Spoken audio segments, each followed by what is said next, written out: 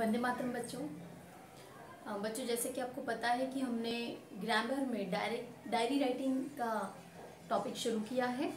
और diary writing में मैंने जैसे आपको फर्स्ट लेक्चर में उसकी सारी जो बेसिक पॉइंट्स है वो बता दिए थे कि किस तरह से आपको इसमें मार्क्स कवर करने हैं।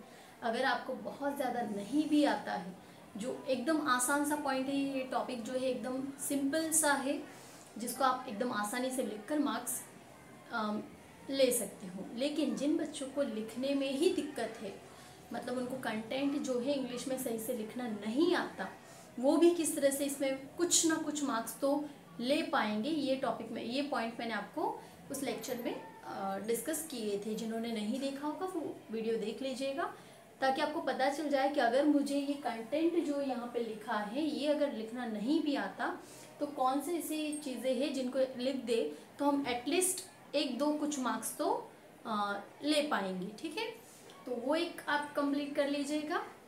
और उसके बाद वाले लेक्चर में हमने एक टॉपिक भी कवर किया था। उसी तरह से आज हम एक नए टॉपिक पे डायरी राइटिंग करेंगे। तो शुरू करते हैं आज का टॉपिक। ठीक है, हमारा टॉपिक है डायरी राइटिंग। ठीक है, इसमें क्वेश्चन आपको इस तरह से पूछा जाता है। कोई भी एक टॉपिक दिया होता है आपको कि इस टॉपिक पर आप अपनी डायरी राइटिंग करिए। अब पहली बात तो ये समझ लीजिए कि डायरी राइटिंग जो हम करते हैं उसको मैंने आपको बताया था कि आप लिखते हो सब्जेक्ट प्लस V2।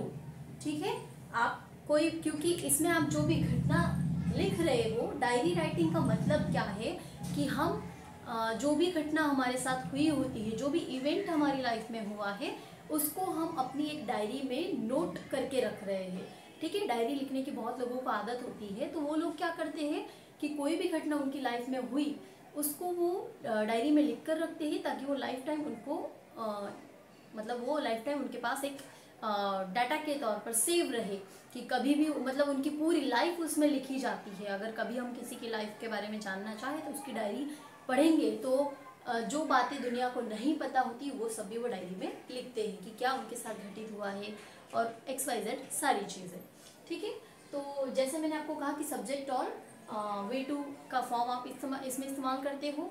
उसके अलावा जब भी हम डायरी राइटिंग करते हैं तो यहाँ पे हम सबसे पहले लिखते हैं डेट, क्योंकि जो भी घटना हुई है वो किसी न किसी समय में, किसी न किसी दिन, किसी न कोई डे को हुई होती है। तो यहाँ पे हमें मेंशन करना होता है, क्योंकि आप जब भी पढ़ोगे कि ये घटना तो मैंने लिखी कि मेरे साथ ऐसा ऐसा हुआ था, यहाँ हम यहाँ गए थे, हमने यहाँ विजिट किया था, ऐसा फंक्शन हमने अटेंड किया था, लेकिन वो कौन से दिन था आपको कुछ दिनों तक याद रहेगा, लेकिन लाइफ लॉन्ग तो छोटी छोटी चीज़ें याद नहीं रहती ना, तो हम डेट उसमें मेंशन करते हैं। तो यहाँ जैसे हमने लिखा कि भाई 24 नवंबर। ठीक है, क्योंकि मैं आज पूरे दिन मेरे साथ क्या हुआ, मैंने क्या देखा, क्या किया, XYZ सारी चीज़ें मैं अगर रात को अपनी डायरी लिखती हूँ, क्योंकि दिन खत्म होने के बाद ही हम डायरी लिखते हैं रात को, तो आज की ही तारीख में लिखूंगी कि भाई आज ये तारीख है और मैंने आज ये सारी घटना हुई। ठीक है, तो दिन लिखा, तारीख हमने लिखी पूरी, फिर हमने दिन लिखा, डेट और समय लिखा, क्योंकि पर्टिकुलर कोई भी घटना अगर किसी समय में हुई है तो हम उसको समय भी मेंशन करते हैं। ठीक है, तो यहाँ पे हमने टाइम लिखा 8:30 PM है, क्योंकि डायरी मैंने जैसे आपको कहा कि पूरे दिन होने के बाद ही हम रात को लिखते हैं। रात को या फिर अगले दिन भी लिख सकते हो, अगले दिन सुबह, लेकिन मोस्टली हम रात को लिख लेते हैं कि भाई आज ऐसी घटना हुई। क्योंकि जो लोग डायरी लिख रहे हैं वो डे टू डे रोज का लिख रहे हैं, तो 2-3 दिन में इकट्ठा तो नहीं लिखेंगे ना, क्योंकि छोटे छोटे पॉइंट्स आपको आज हुए तो आज घटित हुई घटनाएं, आपको छोटी छोटी बातें आज याद रहेंगी, ताज़ा रहती है, तो उनको हम लिख लेते हैं। फिर हमने यहाँ पे मेंशन किया डियर डायरी। ठीक है, इस तरह से यहाँ पे हम लिखते हैं और फिर हम अपना जो कंटेंट है वो शुरू करते हैं। तो देखिए, ये जो इतना जो है, तारीख लिखना, दिन लिखना और समय और डियर डायरी, ये एक लाइन छोड़ के डियर डायरी आप लिखिएगा। ठीक है, इतना लिखने के बाद और इसी साइड पे लिखना है आपको पेज के।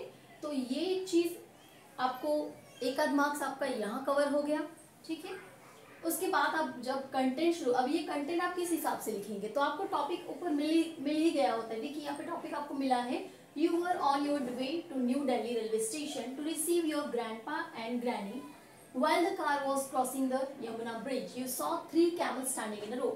मतलब आप दिल्ली रेलवे स्टेशन जा रहे थे, रास्ते में थे, और आप वहाँ क्यों जा रहे थे, तो आपके ग्रैंडपा और ग्रैनी को रिसीव करने, उनको लेने के लिए। ठीक है, नाना नानी को आप लेने के लिए वहाँ जा रहे थे। तब रास्ते में आपने देखा यमुना नदी के ब्रिज पर कि वहाँ पे 3 कैमल्स जो हैं, ऊंट जो हैं, वो वहाँ पे लाइन में ऐसे खड़े हैं। उसको देखते ही आपको क्या हुआ, they reminded you of your trip to Jaipur. उनको देखते ही आपको आपकी जयपुर की जो ट्रिप थी वो याद आ गई। Record that unique experience in your diary in about 50 words. तो आपका ये जो एक्सपीरियंस था उसको आप 50 वर्ड्स में अपनी डायरी में रिकॉर्ड कीजिए। इस तरह से आपको कोई भी क्वेश्चन आता है जिससे इसमें टॉपिक मिला है, उस तरह से आपको अलग अलग टॉपिक मिलते हैं। तो उसी के हिसाब से हमने यहाँ पे कंटेंट लिखा है। देखिए, today I went to New Delhi railway station to receive granny and grandpa. आज मैं न्यू दिल्ली रेलवे स्टेशन जा रही थी या जा रहा था, क्या करने के लिए, ग्रैनी और ग्रैंडपा को रिसीव करने के लिए। हमने यहाँ पे पास्ट फॉर्म का इस्तेमाल किया है, ठीक है। भले आज की घटना है लेकिन वो घट चुकी है, ठीक है, सुबह घट चुकी है। ये तो हम लिख रहे हैं वो समय है 8:30 PM का, ठीक है। It was really a sunny day while we were crossing the Yamuna bridge, ठीक है। यहाँ पे ये ऐसे भी हो सकता है कि आपने जो घटना घटित हुई उसका भी समय आप लिख सकते हो, लेकिन मोस्टली हमने नाइट में लिखा है तो वैसा समय लिया है। It was really a sunny day, दिन जो था बहुत ही सनी था, बहुत धूप थी। While we were crossing the Yamuna bridge I saw 3 camels standing in a row that reminded me of my trip to Jaipur. जब हम यमुना ब्रिज क्रॉस कर रहे थे तब मैंने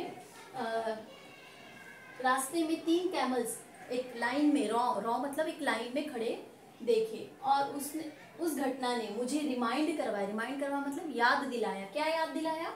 मेरी जो जयपुर की ट्रिप थी वो याद दिलाई, क्योंकि राजस्थान में जयपुर है और उस साइड कैमल्स वगैरह ज़्यादा है और कैमल्स की राइड वहाँ पे ज़्यादा लोग करते हैं, ठीक है।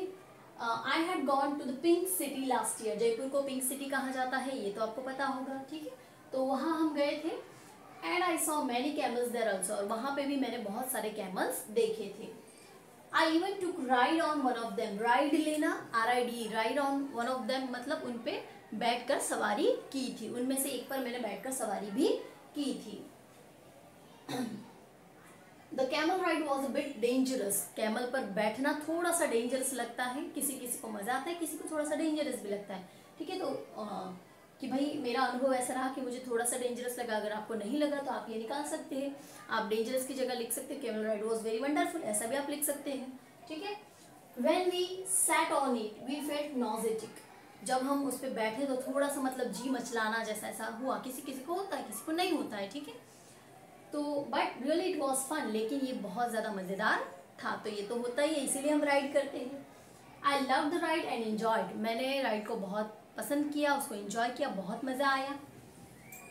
अ lot we visited a number of historical monuments around of the city. और उसके बाद हमने बहुत सारे, जयपुर जो पिंक सिटी का कहलाता है, वहाँ पे हमने बहुत सारे हिस्टोरिकल मॉन्यूमेंट्स, इसका मतलब होता है ऐतिहासिक जो स्थल थे, ठीक है, उनको हमने विजिट किया और वहाँ घूमे और बहुत मज़ा आया। इतना आप यहाँ पे आपने कंटेंट लिखा, ठीक है। ये मतलब आपने आज की जो घटना हुई, आप रेलवे स्टेशन जा रहे थे नाना नानी को रिसीव करने, ठीक है, तो तब आपने ये कैमल देखे और तब आपको ये जो मेमोरी थी आपकी ताज़ा हुई, तो आपने ये लिखा, ठीक है। उसके मतलब दोनों घटनाएं एक साथ लिखी गई। उसके बाद आप लिखने के बाद यहाँ पे नेम XYZ मैंने इसलिए लिखा है क्योंकि आप नाम में आप अपना नाम लिख सकते हो, वहाँ पे अगर कुछ और दिया है तो वो लिख सकते हो, और नहीं दिया है XYZ तो XYZ लिख सकते हो, ठीक है। लेकिन मोस्टली हम अपना नाम लिखते हैं कि भाई मैंने लिखी है डायरी, ये मेरा नाम, लाइक दैट। और कोई कोई यहाँ पे सिग्नेचर भी करते हैं, ये ऑप्शनल है, आप सिग्नेचर कर भी सकते हो, नहीं भी कर सकते हो, लेकिन कर देंगे तो ज़्यादा बेटर है, ठीक है। तो इस तरह से ये आज का टॉपिक हमने देखा।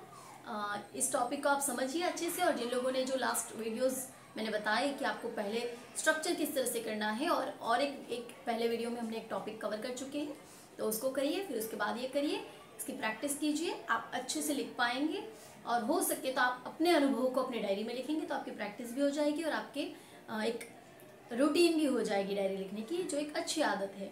मिलते हैं अगले लेक्चर में। वंदे मातरम।